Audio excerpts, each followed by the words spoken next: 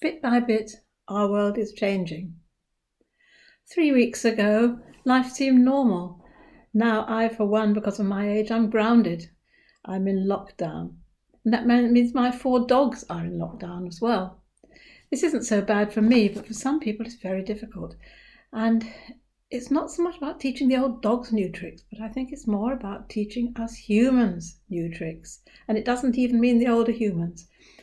Our lives are largely run by routine, or at least a lot of us are. I know in the morning I have my little routine. I get up, I take the dogs out, I feed the dogs, I do various chores, I clear off my emails, and it's all slots in so I don't forget anything, and it's the structure of my day. Then it used to be that a lot of evenings I'd be out doing consultations, or maybe in the morning, and I was very busy, and then I also had a routine associated with that. I'd come home, I'd write up the notes, I'd email people, I'd phone people. It's all gone. Now, apart from us being creatures of habit, the dogs are too. Now, a lot of our dogs, they're used to being left alone for long periods of time. It's a ritual. The person goes out, uses the same signals that they're going, the same signals they're back. But now the dogs have to put up with us being at home all the time, and that's not quite so easy for them. Now we're home also, it's very likely they're not getting the same amount of walks and outings that they had. People aren't coming to the house, so all sorts of potential problems could crop up. The first being lack of socialization or habituation to the environment. They may become much more sensitive to noise. Where before they were a little bit nervous of people coming to the house, they may be much worse now after several weeks of nobody coming. The other thing is, with you at home all the time, you don't want them to develop separation problems, do you? So these things need working on.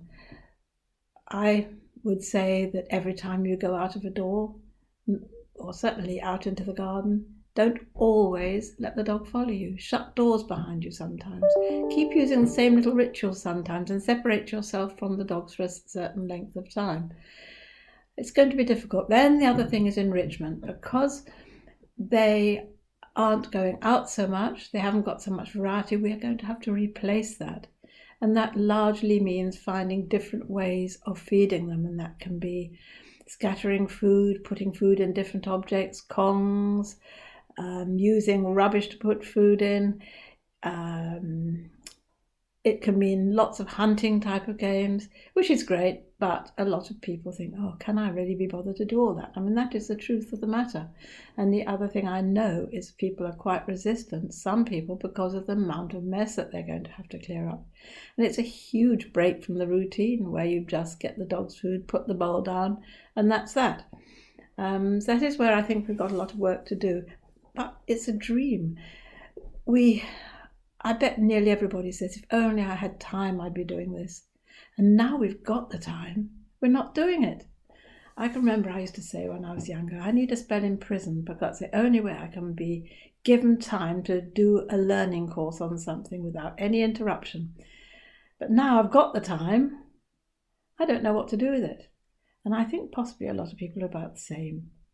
So with the dogs, I think, and ourselves, let's not push ourselves too hard. Let's take one thing at a time. We could make a little list of the things we could do with our dogs, but don't try doing them all at once. Settle into it slowly. Get into a bit of a new routine. And the other thing I would say is, let's look on the bright side. It will all be over. I very much hope that for people you know and your relatives, it will be over in a way that doesn't mean we lose anybody, but it will be over.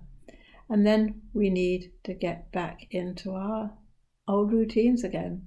But I think some things will have improved. There may be a bright side to it. So give a little list of the things that you would like your dog to be. You like your dog to be relaxed. You might like your dog to be happy. You might like your dog anything, and then see what you can do about these things one at a time. Yes, that would be my message is, do things one at a time. Don't do it all at once, and gradually build up. Yes, and be happy. We've got our dogs. Bye-bye.